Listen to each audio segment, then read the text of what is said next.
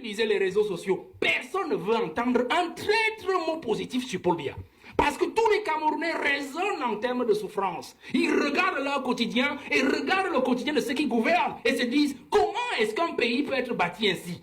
Des gens qui sont heureux, des imbéciles heureux qui nous dirigent, et du peuple qui travaille tous les jours et dont la sueur de son front est utilisée par des individus qui les dirigent. Voilà, aujourd'hui, personne ne va entendre un traître mot. Donc si Biya s'en va en laissant le pays à l'heure actuelle, il subira la même ingratitude qu'il a fait subir au président Ahidjo jusqu'aujourd'hui. Nous souffrons de ça. Donc vous comprenez que si je fais une parenthèse sur la survie du pays, nous entrerons, la première chose que le prochain président doit faire, c'est de restituer l'honneur du président, l'honneur de la dignité du président Ahidjo. Pour que le Cameroun ait un avenir radieux, où s'ouvrent des horizons. L'autre héritage, donc, quand je reste dans l'égoïsme, l'héritage d'égoïsme, il nous a laissé un pays, il est en train de nous laisser un pays de népotisme, où on dirige avec ses enfants, on dirige avec son épouse, on dirige avec les neveux. Et on parlait du sous-sol camerounais qui est intact. Bon d'accord, moi je suis d'accord avec le professeur, parce qu'en fait, ce qu'ils sont en train de faire dans nos brousses à l'est et partout dans le sud, bon, ils sont en train de gratter le sous-sol, parce qu'on n'en a plus que ça. Mais on dit, l'honorable a dit, on a préservé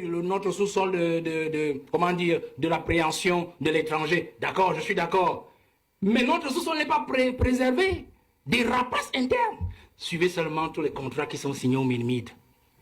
C'est le fils de, c'est le neveu de, c'est le neveu de. Et tout ça se ramène au président de la République. On passe par le système de népotisme. Enfin, regardez cet héritage d'égoïsme. Il y a des ministres dans ce gouvernement qui sont les ministres de la cuisine du président. La cuisine du président, ça veut dire quoi? Ben, vous avez une femme à la maison, non? Elle a une cuisine, je pense, M. Obama. Alors, vous comprenez très bien. Il y a des ministres qui font du mauvais boulot parce qu'ils savent qu'ils ne doivent rien au Premier ministre. Parce que le Premier ministre n'a jamais proposé, la nomination. Il y a des ministres aujourd'hui qui savent qu'ils sont des ministres du sang de Paul Biya, de la progéniture de Paul Biya. Vous comprenez? Et donc, moi je m'amuse quand je vois des Camerounais surpris, pleurer tous les jours. Tel ministre, on dit les poubelles, tel ministre, on dit les routes, on dit ceci. J'ai dit, mais vous ne comprenez pas quoi? Voilà l'héritage que le président a de nous laisser. Un héritage des hommes de cuisine, un héritage des hommes de filiation. Alors c'est ça qu'il faut abréger dans la prochaine succession.